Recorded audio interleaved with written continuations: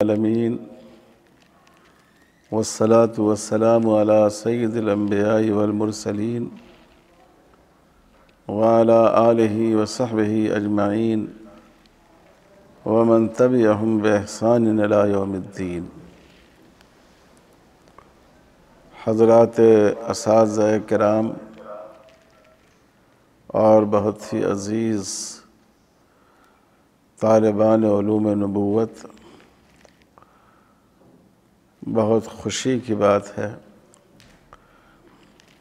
کہ معہد کے سفر کی ایک اور منزل شروع ہو رہی ہے اور آج پھر ہم لوگ نئے تعلیمی مرحلہ کے لیے جمع ہیں۔ یہ آپ کے لیے بھی ایک نئی منزل کا آغاز ہے۔ آپ لوگوں نے دور حدیث شریف تک تعلیم حاصل کر لی، بعض بچوں نے افتاء یا تکمیل کے کسی اور شعبہ کو بھی مکمل کیا۔ اگر آپ چاہتے تو کسی کام میں مشغول ہو سکتے تھے، یہ آپ کے لیے کسب معاش کا ذریعہ بھی بن سکتا تھا، لیکن آپ نے اپنے لیے اس راستہ کا انتخاب کیا جو آپ کے علم میں، آپ کی معرفت میں، دین کے فہم میں اضافہ کا باعث بنے۔ اللہ تعالیٰ آپ لوگوں کے اس ارادے کو قبول فرمائیں، مبارک فرمائیں، اور یہ آپ کے لیے زیادہ سے زیادہ نفع کا باعث بنے۔ عزیز طلباء، یہ تو ہم سب لوگ شروع سے پڑھتے آئے ہیں، یہ ہم لوگوں کی تعلیم کا پہلا سبق ہے کہ ہمیں آج اپنی نیت کو خالص کرنا چاہیے کہ ہمارے وقت لگانے کا، تعلیم حاصل کرنے کا اور اس ادارے کے تعلیمی نظام سے جڑنے کا مقصد اللہ کی رضا اور اللہ کے دین کی خدمت ہے۔ یہ بڑا اہم مقصد ہے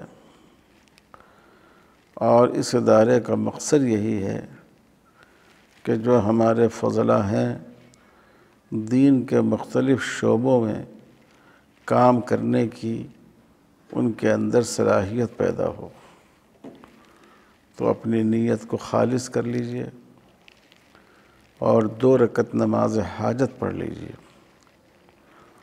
اور نماز پڑھ کر دعا کیجئے کہ اللہ تعالیٰ آپ کو علم نافع اور عمل صالح کی دولت سے سرفراز فرمائیں اور دین و دنیا کی ہر طرح کی حسنات سے نوازیں، اور ساتھ ہی ساتھ ارادہ کیجئے کہ پوری پابندی کے ساتھ سال بھر آپ تعلیم حاصل کریں گے اور اپنے آپ کو اس لائق بنائیں گے کہ جس شعبہ میں آپ داخلہ لے رہے ہیں اس شعبہ کے لیے ایک مناسب فرد بن سکیں۔ اللہ تعالی ہم سب کو اس کی توفیق عطا فرمائے اور اس میں کامیابی عطا فرمائے۔ عزیز بچوں، اگر میں آپ سے بتانا چاہوں کہ یہ ادارہ جس میں آپ نے داخلہ لیا ہے اس کے مقاصد کیا ہیں، تو میں اس کو 3 لفظوں میں سمیٹ سکتا ہوں: تحقیق، دعوت اور تربیت۔ تحقیق کے معنی آپ جانتے ہیں کہ جس بات کو آپ کہیں یا جس بات کو آپ لکھیں اس کی گہرائی میں، اس کی تہ میں اتر کر پوری معلومات پہلے آپ حاصل کریں۔ حدیث شریف آپ پڑھتے ہیں، رسول اللہ صلی اللہ علیہ وسلم نے ارشاد فرمایا، خیرکم من تعلم القرآن وعلمہ، تم میں بہترین شخص وہ ہے جو قرآن مجید کو پڑھے اور پڑھائے۔ یہ بات دیکھنے کی ہے کہ حضور نے یہ نہیں فرمایا کہ جو قرآن کو جانے، بلکہ فرمایا جو قرآن مجید کا تعلم کرے۔ تعلم باب تفاعل سے ہے، اور آپ نے پڑھا ہوگا کہ باب تفاعل کی خصوصیت یہ ہے کہ اس میں تکلف کا اور مشقت سے کسی چیز کو حاصل کرنے کا معنی ہوتا ہے۔ تو معنی یہ ہو گیا کہ جو آدمی مشقت کے ساتھ علم کو حاصل کرے تو وہ اس کے لیے حضور صلی اللہ علیہ وسلم نے فضیلت بیان فرمائی کہ وہ تم میں سب سے بہتر ہے۔ اسی تعلم کا نام اصل میں تحقیق ہے۔ ایک حدیث میں ہے کہ حضور صلی اللہ علیہ وسلم نے فرمایا، کن عالما او متعلما او مستمعا او محبا ولا تکن خامسا، عالم بنو یا متعلم بنو یا علم کی باتوں کے سننے والے بنو یا علم دین سے محبت رکھنے والے بنو، پانچویں نہ بنو، یعنی اہل علم سے اور علم سے کدورت رکھنے والے نہ بنو۔ تو اس میں قابل غور بات یہ ہے کہ حضور صلی اللہ علیہ وسلم نے کہا عالما او متعلما او مستمعا، یعنی متعلم اور مستمع، علم کو حاصل کرنے والا اور علم کو سننے والا، دونوں کو آپ نے الگ الگ درجہ دیا۔ تو اگر ہم نے صرف پڑھا، استاذ کی تقریر سن لی، طائرانہ نظر کتاب پر ڈال لی، اس کی گہرائی میں اترنے کی کوشش ہم نے نہیں کی، تو یہ تعلم نہیں ہوا، یہ استماع علم ہوا، یہ علم کو سننا ہوا۔ اور اگر ہم نے اس کی تحقیق کی، اس کی گہرائی میں ہم اترے، اس کے مضمون میں ہم نے غواصی کی، تو یہ تعلم ہے۔ اسی لیے قرآن میں بھی دیکھیے تفقہ کی اہمیت بیان کی گئی ہے، یہاں بھی تفاعل کا باب ہے۔ تو یہ جو تعلم ہے یہ جذبہ تحقیق کو شامل ہے۔ پڑھنے والے میں، علم حاصل کرنے والے میں تحقیق کا جذبہ ہو، وہ اس کی گہرائیوں تک پہنچ کر اس کی حقیقت کو جانے اور پھر اس کو پیش کرنے کے لائق ہو۔ تو یہ مراد ہے تعلم کی، اور اسی کو ہم نے تحقیق سے تعبیر کیا ہے کہ معہد یہ چاہتا ہے کہ آپ جس شعبے میں بھی پڑھیں، آپ کے اندر اس شعبے کے تئیں جذبہ تحقیق پیدا ہو جائے۔ سرسری نظر ڈالا اور آگے بڑھ گئے، سنی سنائی باتیں نقل کی اور خود اس کی تحقیق نہیں کی، ایسا نہیں ہو، بلکہ آپ اس کی اچھی طرح تحقیق کریں، اس کے ماخذ تک پہنچیں اور پھر اس بات کو آپ نقل کریں یا اس بات کو پیش کریں۔ یہاں جن شعبوں میں آپ پڑھیں گے، ہمارے بعض بچوں نے شعبہ تفسیر میں داخلہ لیا ہے۔ اس شعبے کی اہمیت اس کے مضمون سے ظاہر ہے۔ یہاں جو آپ کو خاص چیز شعبہ تفسیر میں ملے گی، ان کی طرف میں اشارہ کروں کہ وہ ہے تفسیر موضوعی۔ ایک تو قرآن مجید کی جو نزولی جو قرآن مجید جس ترتیب پر مرتب ہوا ہے، جیسے ہم لوگ تلاوت کرتے ہیں ویسے ہی اس کی تفسیر ہے۔ یہ ہم سب لوگوں نے پڑھی ہے، ترجمہ قرآن اور جلالین شریف اور بیضاوی، اور جہاں کشاف جن بچوں نے پڑھی ہو کشاف، اسی ترتیب پر تفسیر ہم لوگوں نے پڑھی۔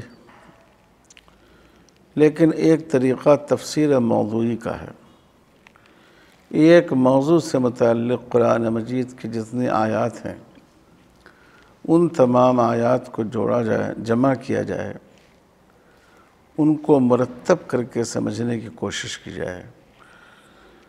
مثلا توحید ایک مضمون ہے، تو توحید سے متعلق جتنی آیات ہیں، اللہ تعالیٰ کی ذات میں توحید، اللہ تعالیٰ کی صفات میں توحید، اللہ کی صفت ربوبیت میں توحید، اللہ تعالیٰ کے حقوق میں توحید، پھر توحید کے دلائل، وہ دلائل جو آفاق کی نسبت سے بیان کیے گئے ہیں، وہ دلائل جو انفس میں ہیں، انسان کے وجود میں ہیں، ان کو پیش کرنا۔ پھر اس کے مقابلے میں شرک کی حقیقت، شرک کی مختلف قسمیں۔ تو اگر ان تمام آیات کو آپ نے ایک جگہ جمع کر دیا اور ان کو باہم مربوط کرنے کی کوشش کی، تو اس سے کسی ایک مسئلے پر قرآن مجید کا پورا تصور اور قرآن کی تمام تعلیمات انسان کے سامنے آ جاتی ہیں۔ تو اس کو تفسیر موضوعی کہتے ہیں۔ یہ بھی اس سال کے نصاب میں ہے، اساتذہ طلبہ سے تفسیر موضوعی پر کام کراتے ہیں۔ اسی طرح اس میں ایک موضوع ہے شبہات حول القرآن، یہ بڑا اہم موضوع ہے۔ اس وقت ہمارے ملک میں سنگ پریوار کے بعض زہریلے مقررین وہ قرآن کی آیات پر اعتراض کرتے ہیں۔ آپ نے پچھلے دنوں ایک شیطان کی طرف سے 26 آیتوں کے بارے میں سنا ہوگا کہ وہ کہتے ہیں کہ ان آیات کو قرآن مجید سے نکال دینا چاہیے، اس سے دہشت گردی پیدا ہوتی ہے۔ تو شبہات حول القرآن کا مطلب یہ ہے کہ مستشرقین نے یا موجودہ زمانے کے یا ہمارے ملک کے متعصبین نے قرآن مجید کی آیات، اس کی تدوین، اس کی تاریخ، اس کے مضامین، اس کی زبان وغیرہ سے متعلق جو شبہات پیدا کرنے کی کوشش کی ہے، ان کا جواب دیا جائے اور ہمارے فضلاء کو اس لائق بنایا جائے کہ وہ ان لوگوں کا جواب دے سکیں، ان کو مطمئن کر سکیں۔ اسی طرح اس میں ایک موضوع ہے مشکلات القرآن،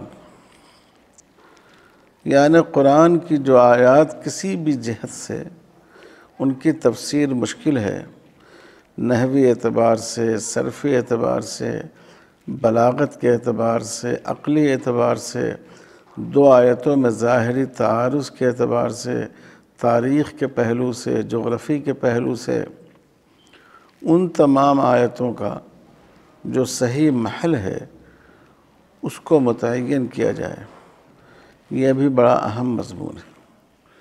تو یوں تو آپ اصول تفسیر بھی پڑھیں گے، خود قرآن مجید کی تفسیر بھی منتخب صورتوں کی اور آیتوں کی پڑھیں گے، لیکن یہ وہ مضامین ہیں جو آپ کے لیے بہت ہی اہم ہیں، اور یہ ایک طرح سے نیا مضمون ہوگا آپ کے لیے۔ اسی طرح جو طلبہ ہمارے حدیث کے ہیں، تو اس میں آپ نے صحاح ستہ میں سمجھتا ہوں پڑھ رکھی ہوگی، جو احادیث کے سب سے مستند مجموعے ہیں۔ یقیناً یہ بڑی فضیلت کی بات ہے، لیکن ہمارے ہاں درس نظامی میں اصول حدیث کی تعلیم بہت تشنا ہوتی ہے، بہت مختصر طور پر اصول کو پڑھایا جاتا ہے، تو یہاں آپ اصول حدیث پر کتاب پڑھیں گے۔ تخریج حدیث کس طرح کی جائے اس پر آپ پڑھیں گے۔ تخریج الاحادیث و دراست الاسانید، سند کا کیسے دراسہ کیا جائے، سند پر کیسے حکم لگایا جائے، یہ حدیث صحیح ہے، یہ حسن ہے، یہ حسن لغیرہ ہے، یا حسن لذاتہ ہے، یہ ضعیف ہے، یا یہ موضوع ہے۔ تو اس کے لیے موضوع ہوگا دراست اسانید کا۔ اسی طرح ایک موضوع یہ ہے کہ احادیث کو پرکھنے کا، نقد حدیث کا ایک طریقہ تو روایت کا ہے کہ راوی کے حالات کو دیکھ کر اس کے بارے میں فیصلہ کیا جائے، اور ایک طریقہ درایت کا ہے، یعنی خارجی قرائن کے ذریعے سمجھا جائے کہ یہ حدیث قابل قبول ہے یا قابل قبول نہیں ہے، کہیں یہ روایت عقل کے مشاہدہ کے خلاف تو نہیں ہے، کہیں یہ قرآن مجید کی روح کے خلاف تو نہیں ہے، کہیں قوی تر حدیث کے خلاف تو نہیں ہے۔ تو یہ بھی پرکھنے کا ایک معیار ہے درایت۔ تو نقد حدیث اصول درایت کے لحاظ سے یہ موضوع عام طور پر جو متداول کتب درسیہ ہیں اس میں نہیں آ پاتا ہے، تو یہ بھی آپ کو یہاں پڑھایا جائے گا۔ اور اس سلسلے میں مولانا عبدالحی صاحب فرنگی محلی لکھنوی رحمۃ اللہ علیہ کی الرفع والتکمیل اور الاجوبۃ الفاضلہ بڑی اہم کتابیں ہیں، بہت ہی آپ پڑھیں گے تو آپ اس کی افادیت محسوس کریں گے۔ تو انشاءاللہ یہ کتابیں بھی آپ کو سبقاً پڑھائی جائیں گی۔ اسی طرح ایک موضوع ہے اس میں شبہات حول الحدیث، حدیث کو مستشرقین نے اور اعداء اسلام نے بہت زیادہ نشانہ بنایا ہے، منکرین حدیث نے بہت زیادہ نشانہ بنایا ہے مختلف جہتوں سے، خاص کر اس کی حجیت اور عدم حجیت کے لحاظ سے، اور اس کی تدوین کو مشکوک کرنے کی کوشش کی گئی ہے۔ یہ بھی ایک موضوع ہوگا، اور انشاءاللہ آپ ایسے سوالات کا جواب دینے کے لائق ہو سکیں گے۔ اسی طرح ایک موضوع فقہ کا ہے، آپ بڑی تعداد اس میں فقہ کے طلباء کی ہے۔ ہمارے یہاں جو تخصص فی الفقہ ہے اس کی ایک خصوصیت یہ ہے کہ اس میں مذاہب اربعہ کے اصول فقہ کو پڑھایا جاتا ہے۔ عام طور پر شعبہ افتاء میں اصول کی کتاب نہیں پڑھائی جاتی ہے، پہلے طلباء پڑھ چکے ہوتے ہیں، اصول الشاشی اور نور الانوار اور حسامی وغیرہ، لیکن جو طالب علمی کا دور ہوتا ہے وہ نسبتاً بے شعوری یا کم شعوری کا دور ہوتا ہے، اور جو کتب اصول پڑھائی جاتی ہیں اس میں صرف فقہ حنفی کے اصول کو بیان کیا جاتا ہے۔ تو یہاں ایک مضمون اصول فقہ کا ہوتا ہے، جیسے مذاہب اربعہ کے مسائل آپ پڑھتے ہیں، اس مضمون کے تحت مذاہب اربعہ کے اصول کو پڑھایا جاتا ہے۔ تو اس سے انشاءاللہ آپ کو بصیرت حاصل ہوگی، بہت فائدہ حاصل ہوگا۔ جو استاذ ہیں وہ قدیم کتابیں اور متاخرین اور معاصر اور علماء کی کتابیں ان کو سامنے رکھ کر محاضرات اصول فقہ کے موضوع پر دیتے ہیں، انشاءاللہ اس سے آپ کو بہت نفع ہوگا۔ اسی طرح یہاں زور دیا جاتا ہے قضایا معاصرہ پر، در مختار کے منتخب ابواب پڑھائے جاتے ہیں، فتاوی کی مشق کرائی جاتی ہے، لیکن تعلیم میں بھی اور مشق افتاء میں بھی، تمرین میں بھی خاص طور پر یہ بات پیش نظر ہوتی ہے کہ موجودہ دور میں جو مسائل پیدا ہوئے ہیں ان مسائل کا جواب آپ کو معلوم ہو، اور ان مسائل کا جواب دینے کی صلاحیت آپ کے اندر پیدا ہو۔ تو یہ تحقیق کے نقطہ نظر سے یہ کام آپ سے لیا جاتا ہے، اور ان تمام شعبوں میں، ہر شعبے میں حفظ احادیث کا بھی ایک نصاب ہے۔ تمام طلباء کو احادیث حفظ کرنی ہوتی ہے، اور اس کا باضابطہ امتحان ہوتا ہے، اور پوری اہمیت کے ساتھ اس کا نمبر شامل ہوتا ہے 6 ماہی اور سالانہ امتحان میں۔ اسی طرح اس بات کی کوشش کی جاتی ہے کہ جو طلباء یہاں پڑھیں وہ اپنے عہد کے تقاضوں سے واقف ہوں۔ اس کے لیے ہندوستان کی تاریخ، جغرافی، جنرل نالج اور بھی 1-2 مضامین ہیں، یہ 5 مضامین ان کو پڑھائے جاتے ہیں اس طور پر کہ طالب علم پڑھے اور اس کا امتحان دے، خود پڑھیں اس کا امتحان دے، کہیں کوئی چیز نہ سمجھ میں آئے تو وہ استاد سے پوچھ لیں۔ اور انگریزی اور کمپیوٹر یہ بھی ہر شعبے میں لازم ہے۔ تو یہ جو ابھی میں نے ذکر کیا ان 5 مضامین کا، اور انگریزی اور کمپیوٹر، ان کی تو گھنٹی ہوتی ہے اور ان 5 مضامین کا امتحان ہوتا ہے۔ اس کا مقصد یہ ہے کہ جو طلباء فارغ ہوں وہ اپنے زمانے کی ضرورتوں سے اور تقاضوں سے واقف ہوں، اور جب آپ نئی نسل کے لوگوں سے بات کریں تو ان کی آنکھوں میں آنکھیں ڈال کر بات کر سکیں، اور احساس کمتری میں آپ مبتلا نہیں ہوں۔ تو ایک مقصد تو معہد کا تحقیق ہے جس کے بارے میں نے آپ کو بتایا۔ دوسرا مقصد اس کا دعوت ہے۔ دعوت کا 2 رخ ہے، ایک ہے برادران اسلام میں دعوت، دین میں سے جو غفلت پائی جاتی ہے، اور مسلمان اس وقت اپنی زندگی میں ایسی جگہ پہنچ گئے ہیں کہ مسلمان اور غیر مسلم کا فرق کرنا مشکل ہو جاتا ہے، تو ان میں دعوت، ان کی اصلاح، اور دوسرے برادران وطن میں دعوت، برادران انسانیت میں دعوت۔ تو اس مقصد کے لیے ایک تو انگریزی زبان اور کمپیوٹر وغیرہ کی تعلیم دی ہی جاتی ہے، اور اس کے ساتھ ساتھ مذاہب کا مطالعہ کرایا جاتا ہے۔ یہودیت، عیسائیت، خاص کر ہندو مت، اس کا مطالعہ کرایا جاتا ہے، اس پر لکھوایا جاتا ہے۔ یہ شعبہ مطالعہ مذاہب کہلاتا ہے، اور اس شعبے کی ایک مستقل لائبریری بھی ہے۔ ان کے پروگرام ہوتے ہیں سال میں کئی، ڈیبیٹ ان کی رکھی جاتی ہے، اور اس کے لیے ہم مہمان محاضرین کو بھی بلاتے ہیں۔ یہ بڑا اہم شعبہ ہے۔ عزیز بچوں، اس وقت ہمارے ملک میں اسلام اور مسلمانوں کے خلاف اور مسلمانوں کی تاریخ کے خلاف جو نفرت انگیز مہم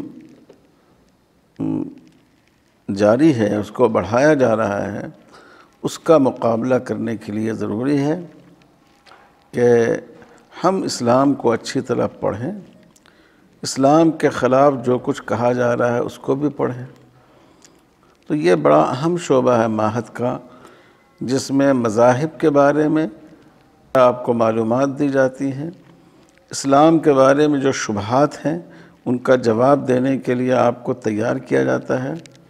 کوشش کی جاتی ہے کہ آپ اس لائق بنیں کہ آپ ڈیبیٹ میں حصہ لے سکیں۔ اگر آپ ٹی وی پر ڈیبیٹ میں چلے جائیں، اگر کسی مجلس میں آپ کا مباحثہ ہو جائے غیر مسلم بھائیوں سے، تو آپ اس لائق بن سکیں کہ آپ ان کا جواب دیں۔ تو یہ بڑا اہم شعبہ ہے۔ یہ دوسرا مقصد ہے اس ادارے کا، تحقیق اور دعوت۔ اور تیسرا مقصد ہے اس کا تربیت۔ تربیت کا ایک پہلو تو ہے اخلاقی تربیت کا۔ جب ہم لوگ مکتب میں داخل ہوتے ہیں، اللہ کا شکر ہے کہ وہیں سے اخلاقی تربیت کا سلسلہ شروع ہو جاتا ہے۔ دینی تعلیم کی وجہ سے وہیں سے بچوں کو زندگی کے دینی آداب سکھائے جاتے ہیں، اور اسی لیے دوسرے بچوں میں اور جن بچوں نے چاہے ابتدائی ہی دینیات پڑھی ہو ان کے رویے میں فرق محسوس کیا جاتا ہے۔ لیکن یہاں تربیت کی دو اور جہتوں پر یہاں محنت کی جاتی ہے، ایک فکری تربیت اور دوسرے قلمی تربیت۔ فکری تربیت یہ ہے کہ لوگوں کا ذہن بنایا جائے کہ وہ موجودہ زمانے کی ضرورتوں کے لحاظ سے ان میں سوچنے کی صلاحیت پیدا ہو، اس زمانے کے جو افکار ہیں وہ ان کو پڑھ سکیں، یورپ کے افکار، مستشرقین کے افکار، اسلام کے خلاف جو پروپیگنڈے کیے جاتے ہیں ان سے واقف ہو سکیں اور لوگوں کی نفسیات کے مطابق بات کر سکیں۔ تو یہ فکری تربیت کی جاتی ہے، محاضرات کے ذریعہ، اور بعض دفعہ ان کے سیمینار رکھے جاتے ہیں، ورکشاپ رکھے جاتے ہیں۔ اور دوسری تربیت ہوتی ہے قلمی تربیت۔ اس پر بہت زور دیا جاتا ہے کہ طلبہ لکھیں، اور سال دوم میں تو ان کو 200 سے 300 صفحات کا مقالہ لکھنا ہوتا ہے، اور سال اول میں بھی 100 صفحات کا مقالہ لکھنا ہوتا ہے۔ اور پچھلے سال لاک ڈاؤن کی وجہ سے سال اول والے جو تھے تو ان کے مقالے شاید نہیں لکھے جا سکے، اور سال دوم کے مقالے بھی اس طرح نہیں لکھے جا سکے جیسا لکھا جانا چاہیے تھا۔ بعض مقالات اچھے بھی تھے، لیکن اللہ کرے کہ اس سال حالات پھر صحیح ہو جائیں، آف لائن تعلیم ہو سکے تو انشاءاللہ، تو بہتر طور پر انشاءاللہ یہ ہمارے جو سال دوم کے طلبہ ہیں وہ بھی مقالے لکھ سکیں گے، اور سال اول کے طلبہ بھی لکھ سکیں گے، کیونکہ قلم کی بڑی اہمیت ہے اپنے افکار کو لوگوں تک پہنچانے کے لیے۔ تو یہ اس ادارے کے مقاصد میں سے ہے، تحقیق، دعوت اور تربیت۔ تحقیق کا تعلق ہر شعبے سے ہے، تربیت کا تعلق ہر شعبے سے ہے، اور دعوت کا تعلق بھی ہر شعبے سے ہے، لیکن خاص کر جو شعبہ دعوت ہے اس پر زیادہ متوجہ کیا جاتا ہے۔ یہ 2 سال سے حالات کی وجہ سے نہیں ہو سکا، ورنہ طلبہ کی چھوٹی چھوٹی جماعتیں بنا کر برادران وطن میں بھیجی جاتی تھیں، اور بقرعید کی چھٹی میں، ششماہی امتحان کے بعد کی چھٹی میں بھی طلبہ جاتے تھے اور برادران وطن میں کام کرتے تھے، اور اللہ کی ذات سے امید ہے کہ انشاءاللہ اس سال بھی کام کریں گے۔ یہ تو سال اول کے تعلیم و تربیت کا نقشہ ہے۔ سال دوم میں جیسا کہ میں نے آپ لوگوں سے کہا کہ اس میں بنیادی طور پر علمی اور تحقیقی کام ان سے متعلق کیا جاتا ہے۔ میں جو طلبہ سال دوم کے ہیں ان سے درخواست کرتا ہوں کہ وہ ابھی سے اپنے لیے عنوانات لکھ کر بھیجیں۔ آپ عنوان لکھ کر بھیجیے، جو عنوان بھی آپ کو سمجھ میں آئے کہ میں اس موضوع پر کام کروں گا، 4-5 عنوان ہوں آپ کے، پھر یا تو ہم لوگ انہی میں سے کسی عنوان کا انتخاب کر لیں گے، یا آپ کو کوئی نیا عنوان دے دیں گے، اور اس پر آپ مواد جمع کرنا اور لکھنا شروع کر دیں۔ تو یہ بہت ضروری ہے۔ ابھی سے اگر آپ عنوان لے لیں گے اور مواد جمع کرنا شروع کر دیں گے تو انشاءاللہ وقت پر آپ کا مقالہ مکمل ہو جائے گا۔ دیکھیے جو معہد کے فضلاء ہیں ان کے 50 سے زیادہ مقالات تباہ ہو چکے ہیں۔ بعض ایسے طلبہ بھی ہیں جن کا مقالہ 700 صفحات میں تباہ ہوا ہے، اور ماشاءاللہ اچھے علمی موضوعات پر اور بہت اچھی تحریریں آئی ہیں۔ اہل علم نے دیکھا، بہت خوشی کا اظہار کیا۔ کل ہی ہمارے پاس ہمارے ایک فاضل آئے تھے جن سے ہم نے اجتہاد و تقلید پر کام کرایا تھا، تو ہندوستان کی ایک بہت بڑی درسگاہ سہارنپور کی، وہاں کے ذمہ دار نے ان کا مقالہ دیکھا تو اتنے خوش ہوئے کہ انہوں نے کہا کہ میں چاہتا ہوں کہ یہ مقالہ ہمارے یہاں سے شائع ہو۔ تو میں امید کرتا ہوں کہ انشاءاللہ آپ لوگ بھی محنت کریں گے، اور اہم بات یہ ہے کہ جو کچھ پڑھیے اور لکھیے اخلاص کے ساتھ پڑھیے، پابندی کے ساتھ پڑھیے۔ پابندی کے ساتھ اگر آدمی پڑھے تو کم ایسا طالب علم جس کا ذہن بہت تیز نہیں ہے، کمزور ذہن کا ہے، وہ بھی انشاءاللہ اپنی منزل کو پا لے گا۔ اور اگر پابندی نہ ہو، سستی ہو، غفلت ہو، تو جو ذہین طلبہ ہوتے ہیں وہ بھی پیچھے رہ جاتے ہیں۔ تو اس لیے آپ اس کو اپنے لیے ضرورت سمجھیے۔ اس طرح آج اس سال کا آغاز کیا جاتا ہے تعلیم کا، اور جیسا کہ میں نے بتایا، سب لوگ 2 رکعت نماز حاجت پڑھ کر اللہ تعالیٰ سے دعا کیجیے کہ آپ کے لیے اس سال کو علم نافع کا اور عمل صالح میں حظ وافر حاصل ہونے کا ذریعہ بنائیں، اور سب لوگوں کو مصیبتوں اور بلاؤں سے محفوظ رکھیں، اور جلد ایسے حالات پیدا ہوں کہ آپ حضرات کو ہم لوگ مدرسے کے احاطے میں بلا سکیں اور یہاں کی رونق بحال ہو۔ ظاہر ہے کہ یہ رونق آپ ہی حضرات سے ہے۔ تو انہی الفاظ کے ساتھ اس وقت میں اپنی بات ختم کرتا ہوں۔ ابھی تو انشاءاللہ اساتذہ کے محاضرات ہوں گے کل سے، اور میرے بھی محاضرات ہیں، وہ بھی انشاءاللہ آپ کے سامنے پیش کی جائیں گے۔ اللہ تعالیٰ دعا کر لیجئے، درود شریف پڑھ لیجئے۔ اللہم صلی علی محمد وعلی آلہ وبارک وسلم۔ ربنا ظلمنا انفسنا وإن لم تغفر لنا وترحمنا لنكونن من الخاسرين۔ اللہم نسألک العافیہ فی الدین والدنیا والآخرہ۔ اللہم وفقنا لما تحب وترضى۔ اللہم نسألک علما ينتفع به۔ اللہم علمنا التاویل وفقہنا فی الدین۔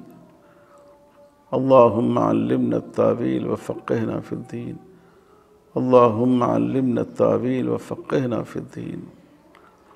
اللہم نعوذ بک من علم لا ينفع، ربنا تقبل منا انک انت السمیع العلیم، وصلی اللہ علی خیر خلقہ محمد وعلی آلہ وصحبہ اجمعین، والحمد للہ رب العالمین۔